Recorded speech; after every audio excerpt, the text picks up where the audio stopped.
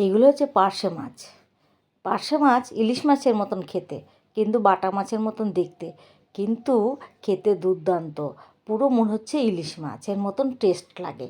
আর কড়া জালে কড়া করে ভেজে নিতে হবে।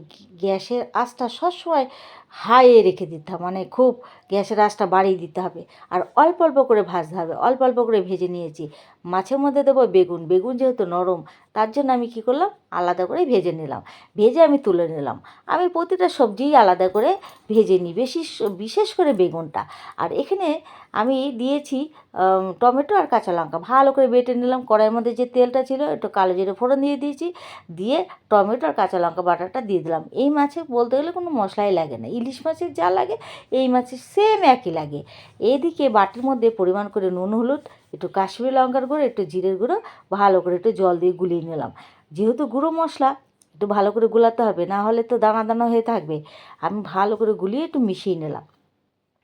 গুলানো হয়ে যাচ্ছে, হয়ে গেলেই আমি কড়াইয়ের মধ্যে ঢেলে দিয়ে ভালো করে আলুর সাথে কষিয়ে নেব। এই যে আলুর সাথে ভালো করে মশলা দিয়ে কষিয়ে নিচ্ছি। মশলা দিয়ে তেল ছাড়তে শুরু করে গেছে। আমি এদিকে গরম জল বসিয়ে রেখেছি।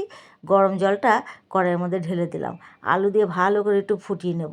মানে ঝোলটা ভালো করে ফোটাতে হবে। যত ঝোল ভালো ফোটাবে তত মাছের টেস্ট ভালো লাগবে। ভালো করে ঝোলটা কিন্তু ফুটেই গেছে। আর এদিকে আমি বেগুন আর মাছ তো ভেজেই রেখেছি। ঝোল ফুটে যেতেই বেগুন আর মাছ দিয়ে ভালো করে ঝোলটা একটু ফুটিয়ে নেব। এই যে ভালোই আলুগুলো সেদ্ধ হয়ে গেছে, বেগুন আর মাছ দিয়ে ভালো করে ফুটিয়ে নিলাম, নামিয়ে নেব।